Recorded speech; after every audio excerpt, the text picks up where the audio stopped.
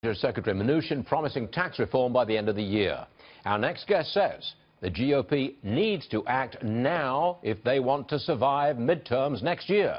Author of the New York Times #1 bestseller, Understanding Trump, Fox News contributor Newt Gingrich joins us right now. Newt, welcome to the program. Always good to see you, sir. It's great to be with you, and I think I agree totally with what you said a few minutes ago. We could be an echo chamber here. Okay, but it occurs to me that you can't just drop health care reform and start tax reform. You can't just do it like that, can you?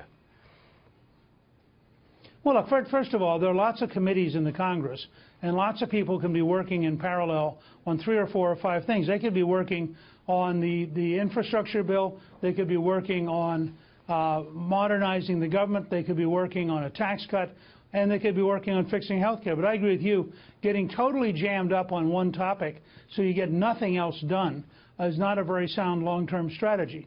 And I think it's time for sort of a 6-month, let's review reality and let's have a mid-course correction. We know 3 things right now about the congressional Republicans. They can't do anything really complicated because they don't have big enough margins. They can't do anything really fast. And they have a very, very inadequate communication strategy, which is why the House Republican bill, which is frankly not a bad bill, but is currently rated so badly in terms of public opinion polling. That's a communications problem more than a substance problem. So if those 3 things are true, and if Secretary Mnuchin really wants a bill signed this year, and I think their goal ought to be to get it signed by Thanksgiving, it would be a great Thanksgiving week moment to have more jobs, more take-home pay, bigger economic growth. That ought to be our goal. They should announce the core parts of the bill in the next 2 weeks. They should spend all of August explaining why we need lower taxes in order to have more jobs and more take-home pay.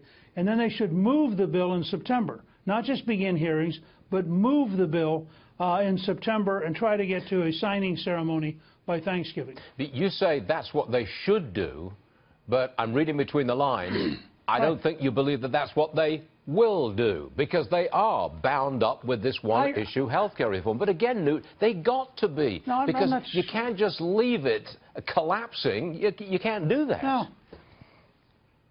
No, but they may, look, part of politics is understanding what you have to do and what you can do. And sometimes what you can do is less than what you have to do. I mean, it was Bismarck who said politics is the art of the possible. And I think I have enormous respect for Mitch McConnell. He will eventually sort this out. My point is, you don't want to wait on everything else while they're trying to sort this out. I think we can write a deficit-neutral tax cut that's enormous. We can get jobs growing. We can get relief to the middle class. We can do all of it in a bill that is very simple, has very limited opposition, and then let the Democrats explain why they want higher taxes, slower economic growth, fewer jobs. Let's spend all of August debating which is the right direction for America, the slow growth of the 8 years of Obama or the rapid growth of Ronald Reagan. I think Trump identifies with Reagan's rapid growth, and I think he could win that case if he barnstormed the country. Does the administration call you for political advice as you're outside the administration? They pick up the phone and say, Newt, what are we going to do? I think it's a two-way street. Listen, I chat with them often enough. I don't think they feel neglected, and they're very open. I have a very good relationship with virtually everybody in the administration. And because I was Speaker of the House and because we balanced the federal budget, we reformed welfare, we reformed Medicare, I think there's some credibility if I suggest, look, there's a way to get this done by Thanksgiving. Why don't we try to do something we know will work rather than repeat what we've just been through for the last 6 months? I want to talk about the response to President Trump at the G20 meeting. He's not bending to the European way. The left is apoplectic about this.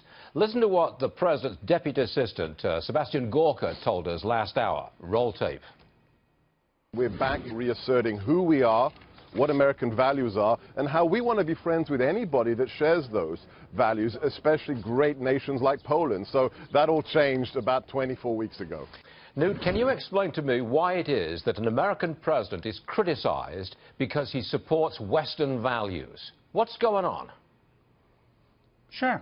because there's a block of elitist left-wing academics and news media and Hollywood types who despise Western values, who dislike the idea of Western civilization, who have a fantasy world in which everybody would be wonderful if only America was weak, and who are totally out of touch with reality. But they're very sincere. They have tenure. They represent enormous power in the academic community, considerable power in the news media, and enormous power in Hollywood.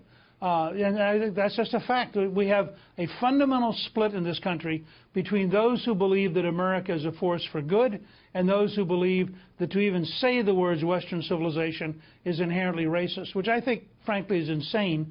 But there are a lot of very powerful, very influential people who believe that with great sincerity. I was on vacation last week, but I did tune in to watch the president's speech in Poland, and then I was consumed by watching the media's response to the speech.